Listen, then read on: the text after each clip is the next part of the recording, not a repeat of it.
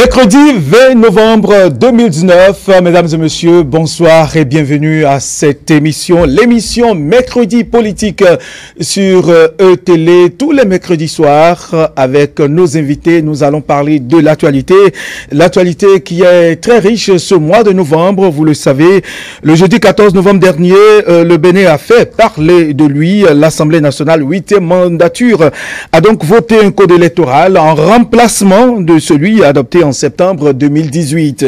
Ce nouveau code est la suite donc des recommandations du dialogue politique organisé les 10, 11 et 12 octobre dernier au Palais des Congrès de Cotonou. Cette nouvelle monture du code électoral a été validée par la Cour constitutionnelle, donc déclarée conforme. Le vendredi 15 novembre, le chef de l'État, Patrice Talon, son Excellence Patrice Talon, l'a promulgué. Désormais donc, le jeu électoral est clair et à zéro pour tout le monde. Entre autres dispositions prévues dans ce nouveau code électoral, il y a bien sûr le parrainage. Le parrainage, enjeux et défis, c'est donc le thème de l'émission Mercredi Politique de ce soir. Cette émission pour laquelle nous avons invité quelques membres éminents de partis qui vont décrypter l'actualité, apprécier et donc ce parrainage aux élections électorales avec les enjeux politiques, les enjeux et défis avec nous. J'ai donc tout de suite à ma gauche monsieur Innocent Sewanoude, il est membre de l'Union progressiste. Bonsoir monsieur Innocent Sewanoude. Bonsoir Théodule, bonsoir chers auditeurs et auditrices de E-Télé. Merci de répondre à notre invitation Mercredi Politique. A le plaisir de vous recevoir sur son plateau. Et avec vous, nous allons parler donc du parrainage aux élections, enjeux et défis. Enjeux et défis, tout à fait. Merci beaucoup. Alors, j'ai aussi comme invité monsieur Eugène Dosoumou, membre fondateur du Bloc républicain. Il est d'ailleurs actuellement le secrétaire administratif permanent, un poste assez lourd, pas donné à n'importe qui. Monsieur Eugène Dosoumou, merci de répondre à notre invitation. Bonsoir. Merci d'être là sur Mercredi Politique. Bonsoir, chers amis. Je voudrais profiter pour saluer tous ceux qui nous suivent sur E-Télé et tous les Béninois en général. Merci. Merci. Donc, nous aurons d'ici là un troisième invité qui va certainement nous rejoindre, Antoine Adoukonou, c'est un observateur de la vie politique, un analyste. Il viendra ici apprécier donc tout ceci avec nous. Mais avant, ma première question, c'est d'abord avec vous, monsieur Eugène Dosoumou. Vous êtes membre fondateur du Bloc républicain, actuellement le SAP de ce parti. Comment est-ce que vous voyez tout de suite l'actualité politique aujourd'hui à travers tout ce qui a été fait jusque-là avant qu'on ne rentre dans les détails? L'actualité, merci. L'actualité politique est giboyeuse en événement. Récemment, il y a eu le dialogue politique, comme vous l'avez rappelé. Et puis après le dialogue politique, les députés à l'Assemblée nationale se sont mis tout de suite à la tâche pour traduire, disons, en actes concrets, les recommandations du dialogue politique. Et puis, le chef de l'État également s'y est mis. Bref, toutes les institutions de la République qui sont concernées, je n'oublierai pas la Cour constitutionnelle, évidemment, et le président de la République qui a tout fait de promulguer ces lois-là dans la mesure où la Cour constitutionnelle a dit que ces lois-là sont conformes à la Constitution. Voilà ce que je peux dire concernant votre question. Très bien. Et là, l'autre actualité, et ça vous concerne tout de suite, c'est vrai que ce n'est pas le thème du jour, mais c'est l'actualité ce mercredi 20 novembre, puisque vous êtes concerné, vous étiez son collaborateur direct, le président, l'ex-président Boni Yayi est rentré donc au Bénin, c'est juste une brèche que nous ouvrons. Il est rentré au pays cet après-midi, accompagné d'une délégation de la CEDEAO. Vous étiez l'un de ses plus proches collaborateurs, M. Eugène Dosoumou. Votre appréciation, quelle appréciation faites-vous de cette descente du président de la République, de l'ex-président de la République, Boni Yayi? Je trouve que c'est une excellente chose. Vous m'apprenez également une excellente nouvelle par rapport à la rentrée du président Boni Yayi. Je crois que c'est dans cette direction-là qu'il faut aller. Le chef de l'État, le président Patrice Talon, l'a dit au cours d'une interview, d'un entretien qu'il a accordé à vos collègues de France 24 et de RFI, qu'il n'y a plus rien. Il n'y a plus rien dès lors que la loi d'amnistie a été votée, que ce soit le président Yahya Boni et lui, d'ailleurs en principal, que les autres personnes qui ont été impliquées dans les violences malheureuses qui ont émaillé, disons, l'avant, pendant et puis l'après-élection législative. Ce ne sont pas des choses que nous sommes habitués à voir au Bénin. Très bien. En fait. Donc, il faut très vite fermer cette page et puis se revoir enfin. Moi, j'ai coutume de dire que c'est à dessein que les pères de l'indépendance de notre pays, lorsqu'ils devraient choisir la devise de notre pays, ont commencé par le mot fraternité. En fait, les Béninois du nord au sud, nous sommes des frères. Il peut arriver que dans la même famille, eh bien, des frères ne s'entendent pas. Oui, c'est possible, ça arrive. Ça participe même de l'ordre naturel des choses. C'est cela. Si de temps à autre, il n'y a pas de petits conflits, on ne saurait respecter, disons, la place de chacun. Cela étant dit, les conflits doivent être très vite, très tôt circonscrits pour ne pas prendre des proportions qu'on ne saurait maîtriser par la suite. Alors, je me réjouis que les choses se sont passées courant fin avril, mai, début mai, mais que très tôt, le chef de l'État en premier a pris à bras le corps cette question, disons, qui pourrait engendrer à ne pas y prendre garde, qui pourrait engendrer l'instabilité du pays. Donc la question a été très vite cernée et puis les forces politiques ont été conviées. L'Assemblée nationale a joué sa partition, la Cour constitutionnelle, le chef de l'État également. Nous félicitons tous ceux-là qui ont eu une haute conscience de la responsabilité qui est la leur dans ce genre d'incidents. Voilà. Oui, très rapidement, puisqu'on aura le temps de décortiquer toutes ces questions, mais l'arrivée du président Boni Yayi avec une délégation de la CEDEAO, qu'est-ce que cela implique véritablement? Est-ce qu'on n'a pas confiance? Qu'est-ce que cela implique? Qu'il soit accompagné d'une délégation de la CEDEAO. Moi, je préfère laisser cette question à l'appréciation du président Boni Yayi. Pourquoi il a cru devoir se faire accompagner d'une délégation de la CEDEAO. Je ne saurais répondre avec précision, n'étant pas... D'accord, nous aurons le temps en tout cas de décortiquer tout ça. Je reviens à M. Sewanonde, innocent, membre de l'UP. Votre appréciation, le président Boni Yayi est enfin rentré au pays en tant qu'homme politique, en tant qu'acteur de la vie politique. Quelle appréciation faites-vous de cette rentrée?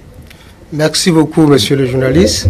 En réalité, mon appréciation est très simple. Il s'agit d'une consolidation de la paix que nous avons au Bénin. Vous n'êtes pas sans savoir qu'au cours des dernières élections législatives, il y a eu entre griffes des pics, des crises mineures, si je peux m'exprimer ainsi. Donc, dès cet instant, nous devons, entre frères béninois, reconnaître qu'il y a un problème et de façon fraternelle, ça doit être géré. C'est ce qui a donné naissance plus tard au dialogue politique dont nous avons assisté. Très bien. Et plus tard, au cours de ces dialogues politiques, on a eu des décisions majeures qui ont été prises au nom de la paix. D'où la proposition de cette loi d'amnistier tous ces acteurs qui étaient impliqués d'une façon ou d'une autre dans ces crises au cours des législatives passées. Donc, on a vu que toute la classe politique s'y est mise réellement, y compris les institutions de la République, Ce qui a conduit plus tard à cette loi que nous avons, qui a été promulguée, au-delà de ça, à l'arrivée au Bénin, au bercail du président Boni Yayi. Tout ça n'est rien d'autre que des actes qui consolident la paix et la cohésion nationale. Très bien. Merci à vous, M. Sewande. Nous aurons le temps de revenir sur toutes ces questions, je l'ai dit tantôt. Nous allons revenir au plat du jour, le parrainage aux élections, défis, enjeux et défis. Monsieur Eugène Dossoumou, vous avez suivi, c'était le 14 novembre dernier, l'Assemblée nationale donc, a voté un nouveau code carrément, ce code qui a été promulgué, je l'ai dit tantôt, par la Cour, qui a été déclaré constitutionnel par la Cour, et le président de la République aussitôt a promulgué ce code. Alors, en tant qu'acteur politique, un doyen de la politique béninoise aussi, quelle lecture faites-vous de ce nouveau code? Merci beaucoup. Je voudrais, avant d'aller à votre question proprement dite, faire observer que le mois de novembre dans l'histoire politique du Bénin est quand même un mois béni. Et si j'avais des suggestions à faire, je dirais qu'il nous faut entreprendre des choses d'enjeu national le mois de novembre. Et pourquoi vous dites? Vous connaissez l'histoire des Trois Glorieuses de la Révolution ici, le 30 novembre. Très bien. Et puis, bon, récemment, dans la nuit du 31 octobre au 1er novembre, cette nuit-là, où la communauté chrétienne attend les saints, devrait célébrer tous les saints. Et je me dis, moi en tant que chrétien, que ce jour-là, c'est tous les saints qui sont descendus sur le Bénin pour apprécier, disons, cet acte majeur de la vie politique nationale qui était en train de se poser dans la ville capitale. Très bien. Figurez-vous, au cours du vote des lois, surtout de la révision de la Constitution, il y a un climatiseur qui a pété. Cet incident aurait pu dissuader nos députés à revenir en salle. Bien sûr. Mais leur sens élevé de responsabilité, leur appréciation de l'enjeu qui était en cours,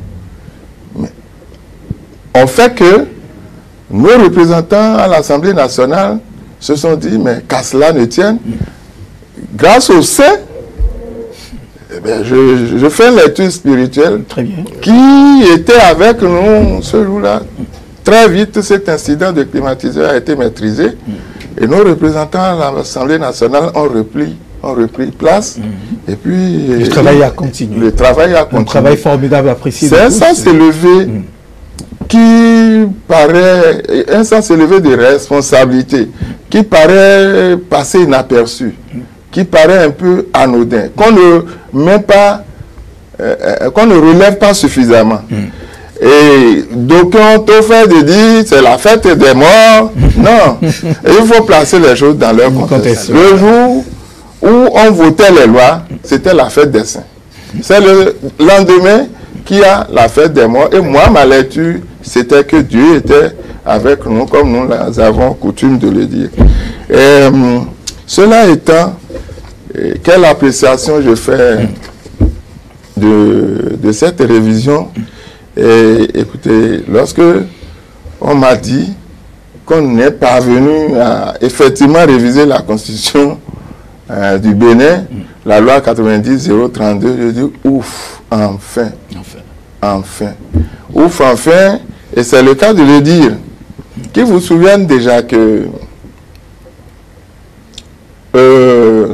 lorsque le président Kérékou, 96-2006, a fait la lecture, une lecture intelligente de cette constitution, il sait que la constitution contenait beaucoup de failles qui ne pouvaient pas conduire le pays vers les perspectives qu'on souhaitait.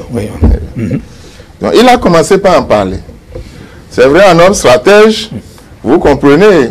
Lui, il a dit, si vous êtes prêt, je suis prêt. Lorsqu'il a lancé la balle, oui, et les débats s'en sont suivis, il a certainement pris le pouls des choses, il a reculé. Son successeur, le président Yahi Boni, lui, il a tenté, souvenez-vous, par 2 fois. En 88-89, avec le secrétaire général Victor Tokpanou, qui a été le rapporteur du dialogue politique national et que je salue ici. En 2008-2009, plusieurs commissions ont travaillé. La commission Maurice Ahando-Glelin a travaillé sur sur le projet de constitution, le premier projet de constitution, de révision de constitution, introduit par le président Yahi Boni. Par la suite, donc ont trouvé que ça entre dans l'ordre des révisions opportunistes. Le président Yahi a retiré. Mais en 2013, votre humble serviteur a été celui qui a porté le projet de 2013 à l'Assemblée nationale pour remettre ça entre les mains du président Mathurin Nago. Dans ce temps, vous étiez le secrétaire général. J'étais alors secrétaire général du gouvernement. Et quand le gouvernement a fini de délibérer sur les principaux points devant faire objet de révision, eh bien, c'est au secrétaire général du gouvernement d'aller remettre, disons, le courrier du chef de l'État au président de l'Assemblée nationale. Ce que j'avais fait. Dans le projet de 2013 déjà, il est déjà demandé que soient sauvegardées les options fondamentales de la conférence nationale. À savoir, je ne vais pas tout citer, la laïcité de l'État, le caractère républicain de notre du Bénin. Ensuite, il y a 2 gros points qui focalisaient l'attention de tout le monde.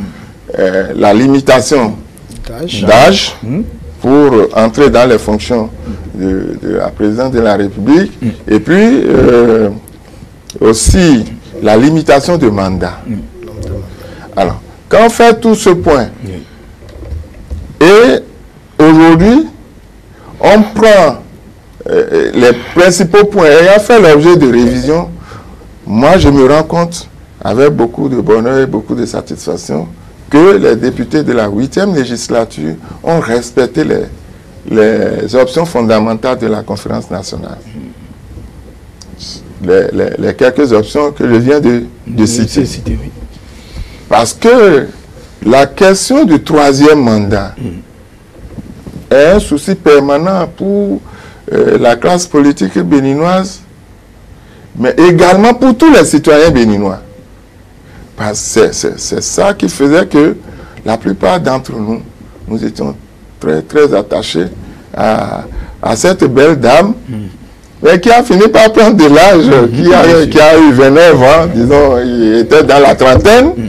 Mais pour qu'elle continue d'être cette belle dame que nous chérissons tous, il faut que de temps à autre, elle mette des atours nouvelles, qu'elle se pare d'atours nouvelles, n'est-ce pas? Et qu'elle se représente sous de beaux jours et que nous continuons de l'admirer. C'est notre constitution. Je voudrais ici saluer toute la classe politique béninoise qui a pris part au dialogue politique. Je voudrais saluer les députés qui se sont saisis, disons, des recommandations de ce dialogue et qui ont traduit ça, disons, en proposition de loi, et ça a été voté à l'Assemblée nationale. C'est, disons, à leur honneur. L'histoire retiendra que c'est cette 8e législature qui a réussi cet exploit-là. je l'ai intégré. Et je voudrais finir en remerciant et en félicitant le chef de l'État qui a été celui qui a impulsé tout ça. C'est lui qui a impulsé tout ça. Je souhaite que la nation le lui reconnaisse aujourd'hui ou plus tard. Cela lui sera reconnu, ça, j'en suis convaincu. Convaincu, à coup sûr. Alors, M. Sewandé, quelle appréciation faites-vous de votre côté? Est-ce que vous, en tant qu'acteur politique, vous avez la même vision que ce qui est dit par M. Dosunmu, votre vision personnelle par rapport à ce code? Merci beaucoup. J'épouse parfaitement ce que mon collègue du bloc républicain vient de dire. Mais au-delà de ça, vous savez, au niveau de ce code qui est voté, il y a aussi une justice sociale qui a été appliquée. Nous aurons le temps de rentrer plus en détail dans ça parce qu'on parlera des enjeux et des défis de ce code. Votre appréciation sommaire, très rapidement. Bon, de façon sommaire, comme je le disais, nous devons remercier d'abord les députés et aussi le chef de l'État. Ils ont compris l'enjeu, la Constitution, elle a ses limites et l'instant était vraiment venu d'effectuer cette révision-là. Et les éléments fondamentaux qui étaient dedans, mon collègue l'a dit tout à l'heure, ça concerne la limitation d'âge et aussi la limitation de mandat. Tout compte fait, ces deux éléments ont été sauvegardés. Mais aussi, vous avez été très clair là-dessus, pointu là-dessus. Oui. On n'y touche pas. On n'y touche pas. Ces deux éléments ont été sauvegardés et nous ne pouvons que remercier toute la classe politique qui ont contribué à divers niveaux à ce résultat. Mais selon vous, est-ce que ce code électoral ainsi voté apportera qu'est-ce que cela apportera de nouveau dans l'arène politique pour que tout le monde se sente à l'aise au même pied d'égalité parti sous de bons auspices? Si vous permettez, à ce niveau, nous pouvons aller en même temps sur les enjeux.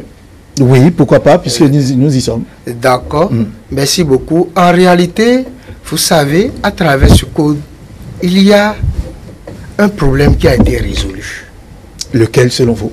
Je prends par exemple l'effectif pléthorique au niveau des candidats pour les élections, pour l'élection présidentielle au Bénin. Il était une fois, j'avais suivi à la RFI, un journaliste qui disait le Bénin, un pays où tout le monde veut être président. 27 candidats en ce temps-là. Mais vous voyez à travers ces codes qui ont été votés, cette nouvelle constitution et ces dispositifs, tout est clair que nous n'aurons plus un effectif pléthorique pour aller à l'élection présidentielle. Ce n'est plus, excusez-moi l'expression, c'est entre griffes, du business politique, où les gens venaient et se déclaraient purement candidats pour se faire voir, et plus tard, ça profitait à leurs affaires. Ce n'est plus ça. Maintenant, l'enjeu est vraiment national et ça permet aussi à la population de faire un choix, de porter son choix vraiment sur le candidat idéal et d'éviter la distraction. Au-delà de ça, nous allons l'aborder plus tard si vous permettez. C'est aussi un défi pour les partis politiques. Je vous remercie, je vais m'en arrêter là d'abord. Monsieur Eugène Dosunmu, le parrainage est là, il faut forcément, ça a été clair et dans le code électoral, le nouveau code électoral, il faut parrainer les candidats, c'est-à-dire au moins à 10%. Et 10%, ce qui veut dire 16 ou maire député. Alors, comment cela serait possible et quel enjeu cela présente? Quel est l'intérêt, l'avantage de ce dispositif prévu dans le code? L'enjeu tout de suite, c'est le renforcement du système partisan. Vous comprenez que nous sommes dans cette dynamique-là depuis quelque temps. Bien sûr. Avec le vote de la charte des partis. Et puis, cette charte aussi a été modifiée avant qu'on aille au code électoral. Le code, tout cela, y compris la révision de la Constitution, participe de la même chose, du renforcement du système partisan dans notre pays. Mais de quoi il s'agit? Jusqu'alors, ce pays comptait plus de 250 000, excusez-moi, plus de 250 partis, autant pour moi, plus de 250 partis. Oui. Eh bien, lorsque la charte des partis a été votée, vous avez vu, aujourd'hui, c'est la réduction drastique, n'est-ce pas? Mais, drastique, mais positive, du nombre de partis pour animer la vie politique nationale. Aujourd'hui, si on dit 10% pour le parrainage, cela veut dire quoi?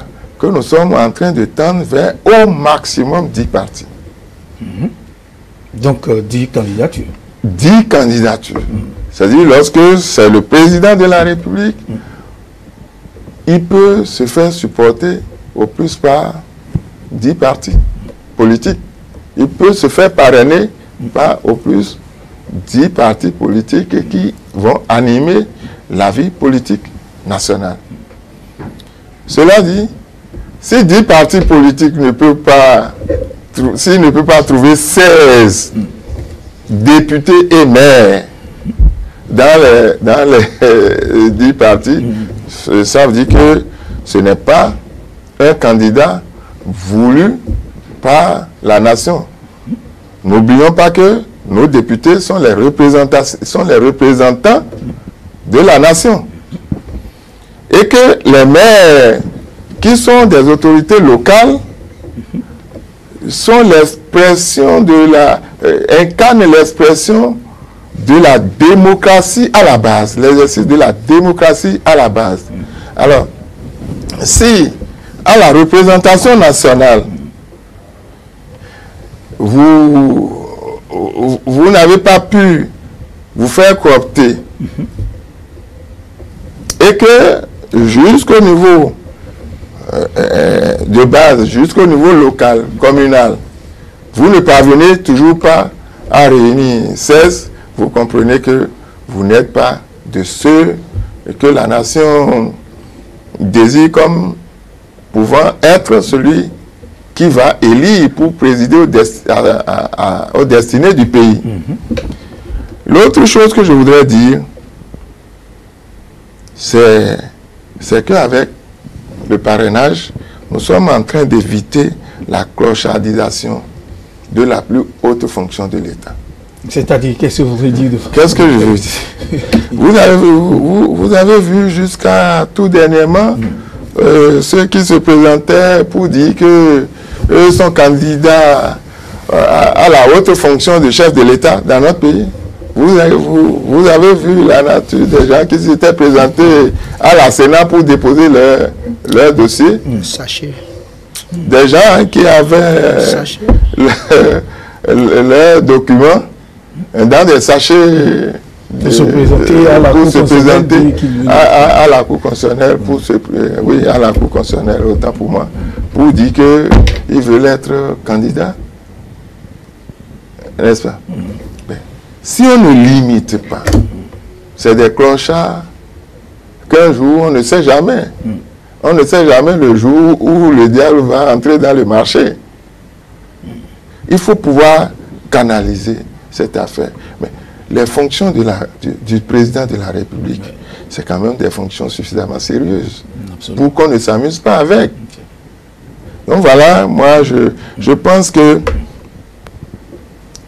le système de parrainage constitue des balises placées pour encadrer un peu, depuis le départ du processus de l'élection du président de la République, a commencé déjà par les candidatures, on canalise déjà pour que le citoyen béninois, en voyant celui qui, à la fin, a été élu, sache que ce n'est pas n'importe qui. Très bien.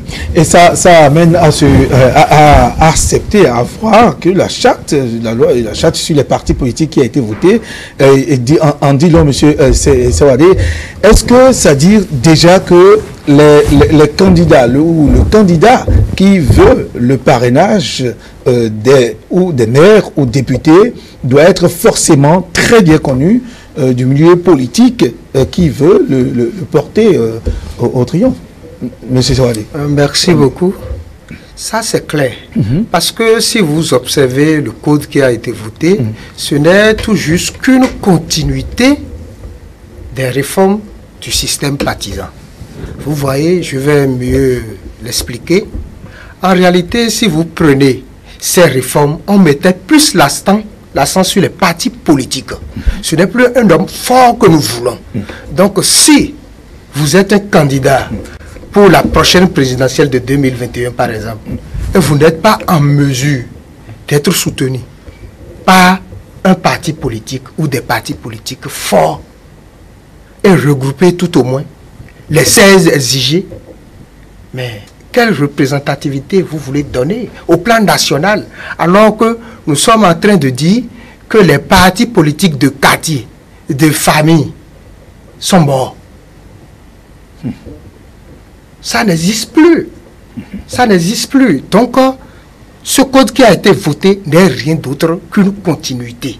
Et ce qui me fait plaisir au niveau des dialogues sociaux, cela a été dit que ce n'était pas pour remettre en cause les réformes du système partisan, mais que c'est dans une continuité. C'était clairement dit, monsieur le juge. Oui, ce qui veut dire que si vous voulez être candidat, vous devez forcément aller vers la base, c'est-à-dire le Béninois lambda, excusez-moi le terme, devra vous connaître, vous accepter, savoir que oui, vous avez envie c'est-à-dire de diriger ce pays et qui doit forcément aussi vous accorder son quitus. Le Béninois lambda, à travers ses représentants, que sont les députés, les maires, n'est-ce pas, à travers les maires au niveau communal et puis au niveau national par les députés. Alors si nous faisons, si on fait le calcul, on dit 10%, ça veut dire combien au moins 16. 16, c'est-à-dire et député et maire, quelqu'un qui aspire à être candidat aux élections présidentielles doit au moins se prévaloir d'être parrainé ne serait-ce que par 16, que ce soit député ou maire.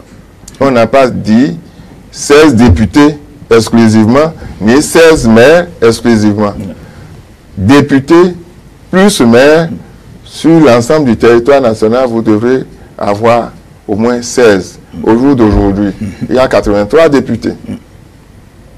En principe, on devrait... sur 83, même si on se contentait rien que des députés, vous pouvez en avoir 16. Mais aux 83 députés, on a ajouté les 77 maires. Je crois que pour un candidat sérieux, il doit pouvoir trouver quand même 16 représentants de la nation concernant les députés. Et les élus locaux, ils doivent pouvoir trouver.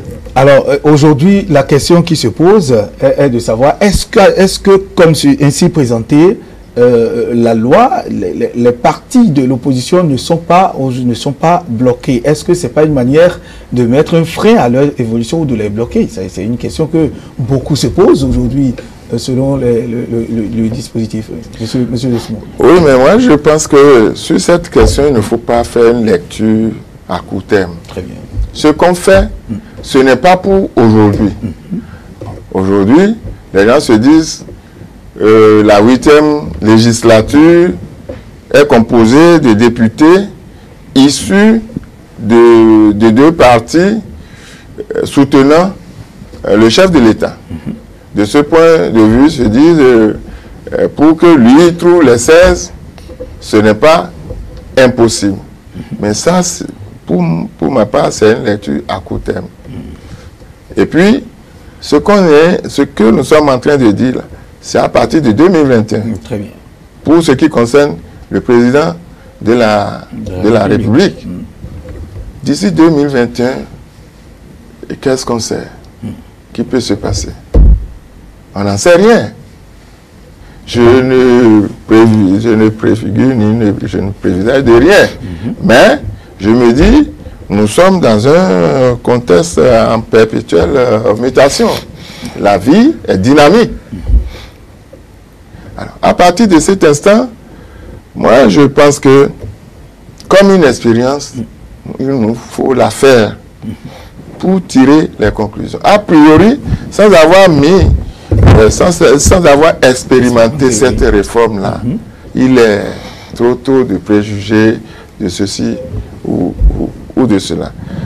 En fait, moi, je pense que nos députés ont légiféré pour l'avenir.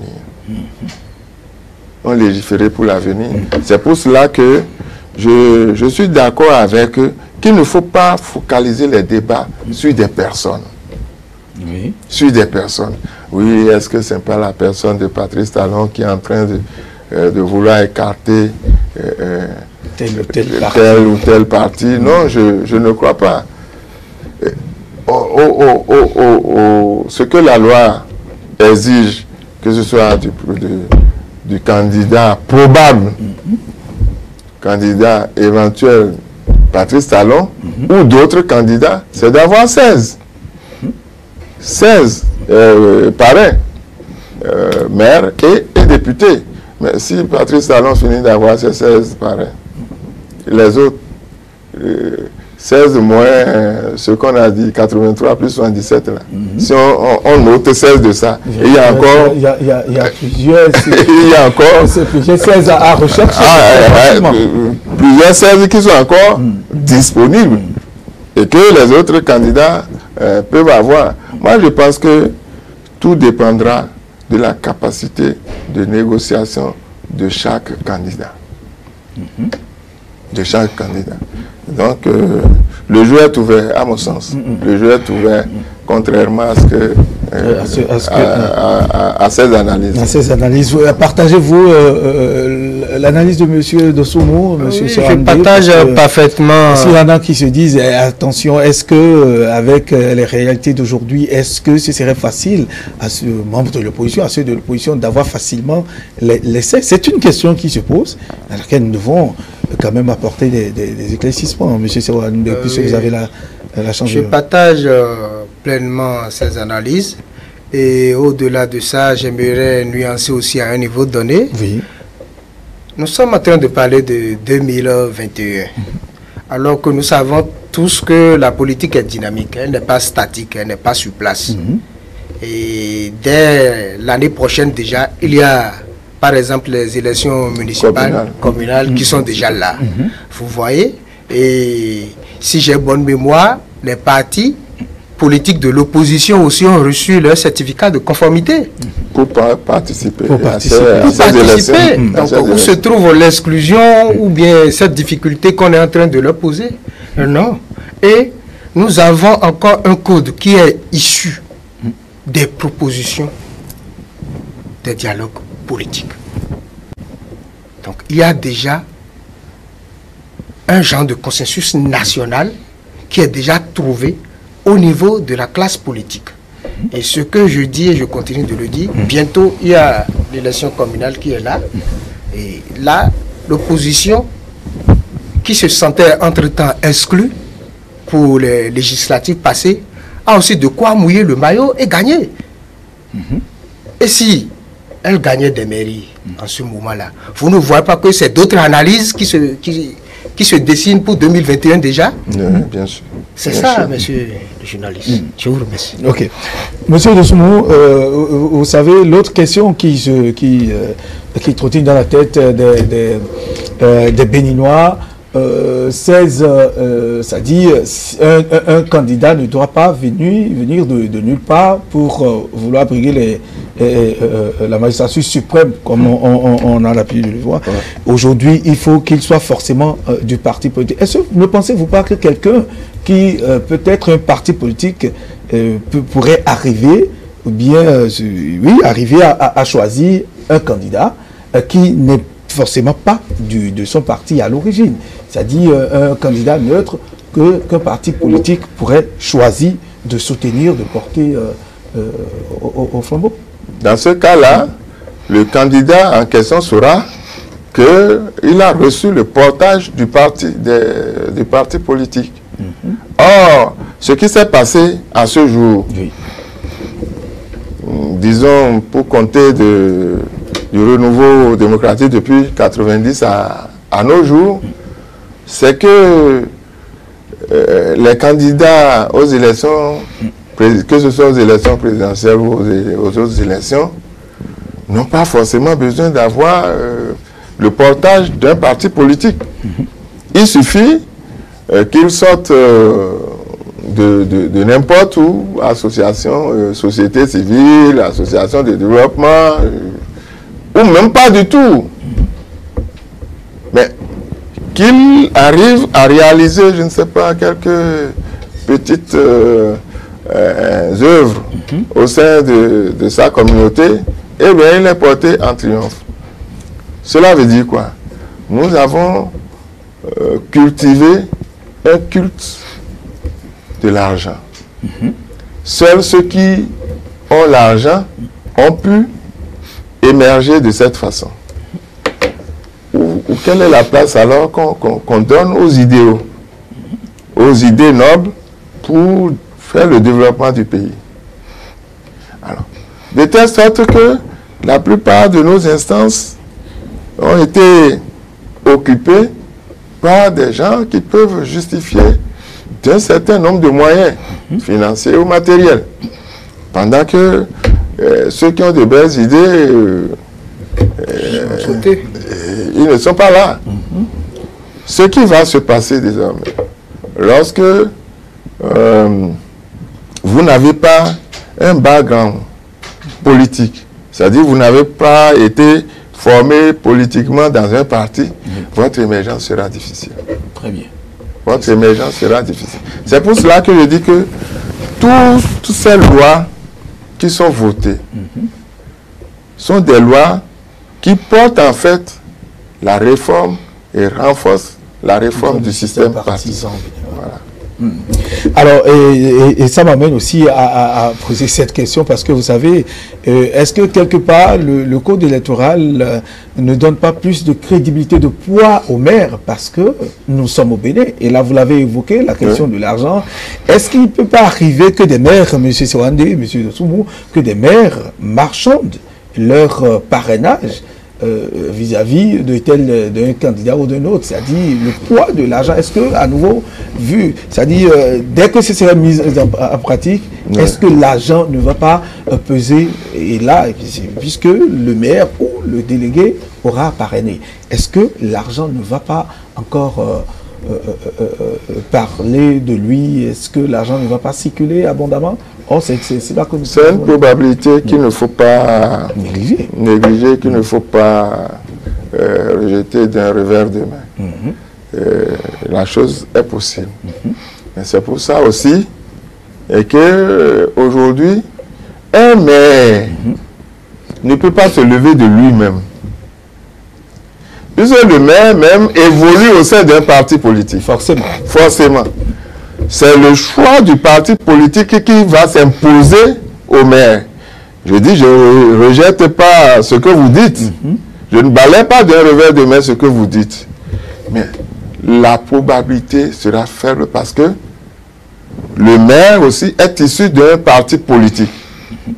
Sauf s'il fait preuve d'une indiscipline au sein de son parti politique, mais il n'ira pas loin. Très bien. Il n'ira pas loin. Il va s'isoler, en fait. Un tel maire va s'isoler. Il ne peut pas aller prendre de l'argent en cachette pour s'imposer à son parti. Si le parti dit, moi, je soutiens la candidature de telle personne, le maire, je ne vois pas de quelle façon il va se détacher de son parti politique et seul, D'abord, ça ne profite même pas aux Parce que nous candidats. avons vu par le passé certains conseillers qui ont été séquestrés, enfermés, et à qui on a imposé leur signature. Voilà de mauvaises choses, justement, qu'avait engendré l'ancien système.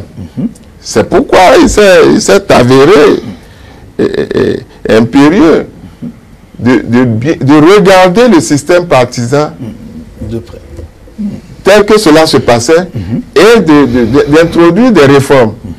Les réformes courageuses qui ont été introduites et qui sont en train de faire leur petit bonhomme de chemin aujourd'hui. Nous avons aujourd'hui un arsenal juridique qui renforce la réforme du système partisan.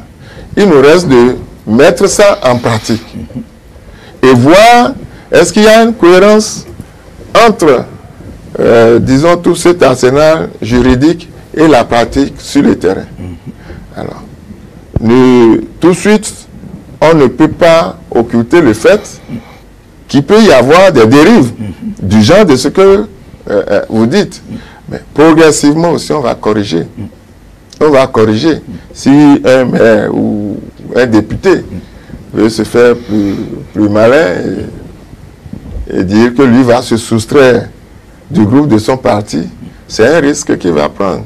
Le risque de se faire griller, comme on dit vulgairement. C'est-à-dire, c'est le risque de s'isoler et d'être perçu désormais comme un indiscipliné au sein de sa formation politique et sera traité comme tel. Voilà, et ça pose directement le problème de discipline de parti, puisque désormais, plus question d'aller prendre de l'argent ou de se voir proposer de gros sous pour parrainer un candidat, M. Sawandé. Il va falloir respecter forcément, comme l'a dit M.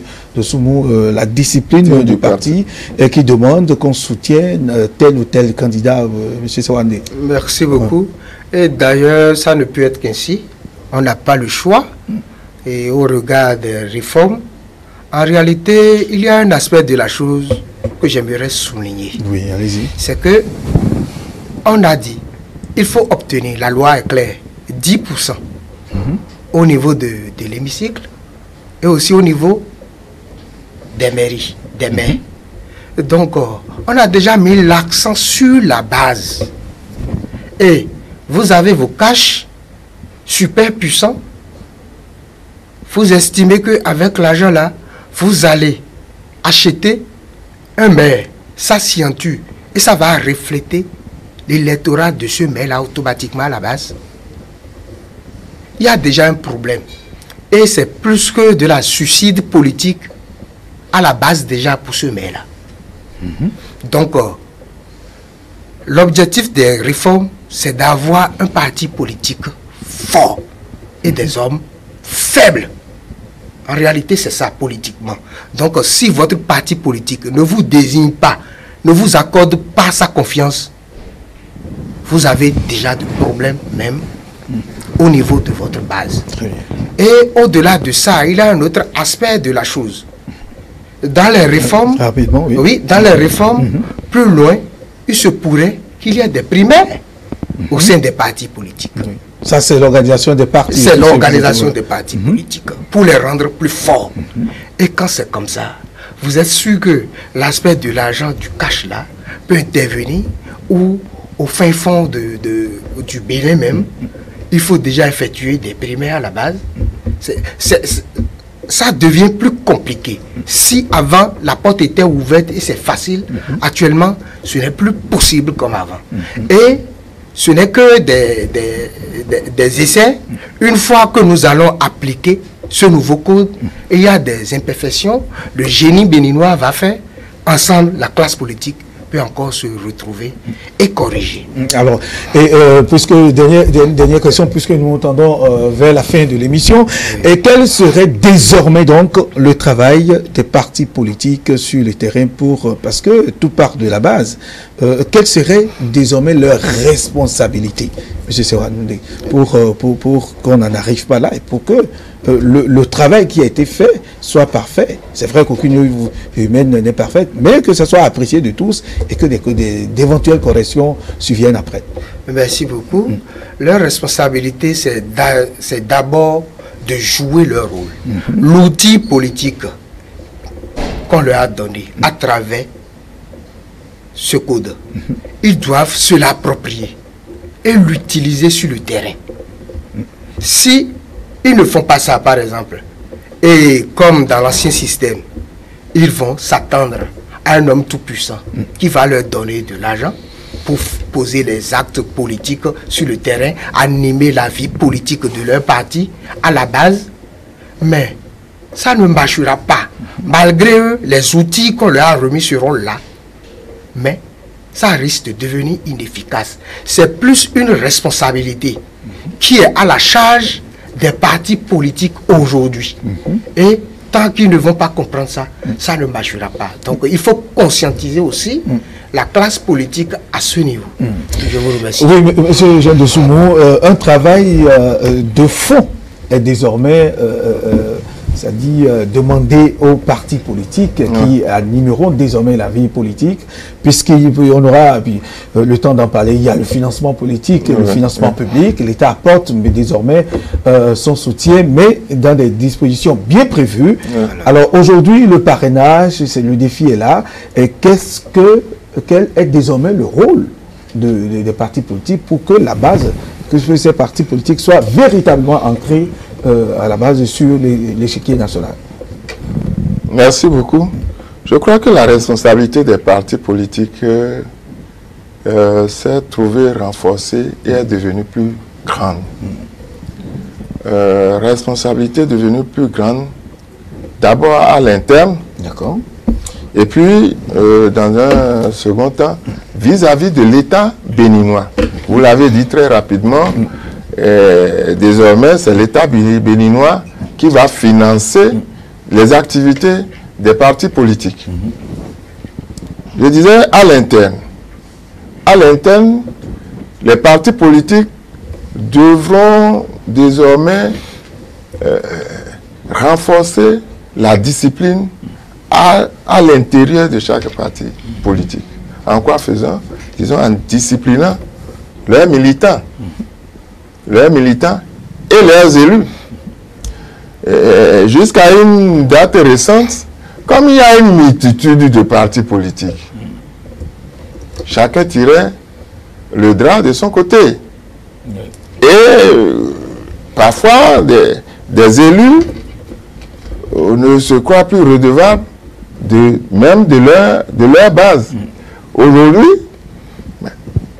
avec le système partisan qu'on est en train de mettre en place, vous ne pouvez même pas devenir ministre sans l'aval de votre parti politique. Or, il s'est trouvé par le passé des gens qui ont fini de travailler et pour des raisons qu'on ne maîtrise pas toujours, c'est quelqu'un de la localité qu'on n'a jamais vu sur le terrain qui devient ministre.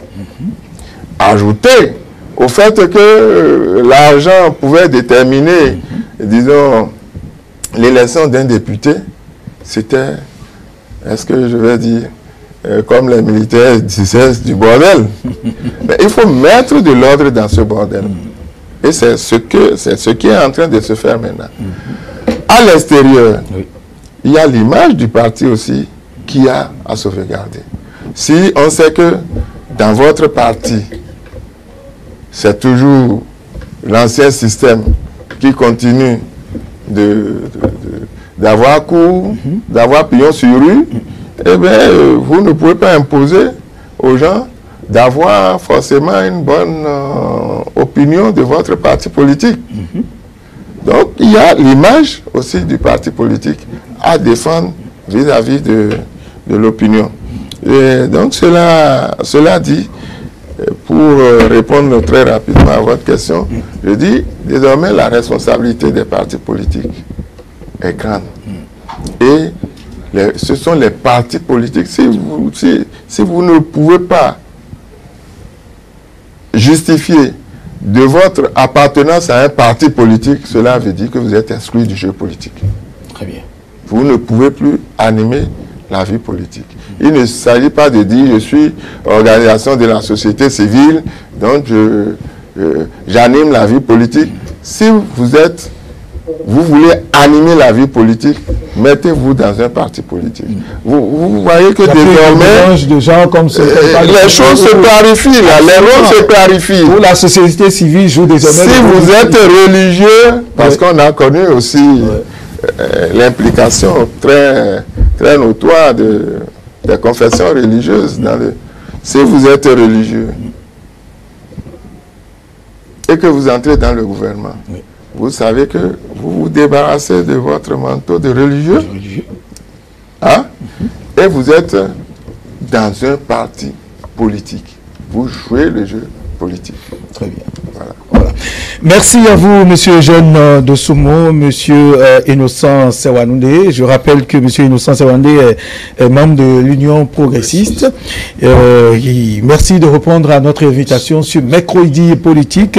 Monsieur Jeune Dossoumou, membre fondateur du bloc républicain, secrétaire administratif permanent de ce bloc. Donc, c'est avec vous que nous avons tenu cette soirée sur ETélé, Mercredi politique, beaucoup de laquelle nous avons parlé du parrainage aux élections, enjeux et défis. Merci de nous avoir suivis sur Mercredi politique. Rendez-vous mercredi prochain pour un autre numéro.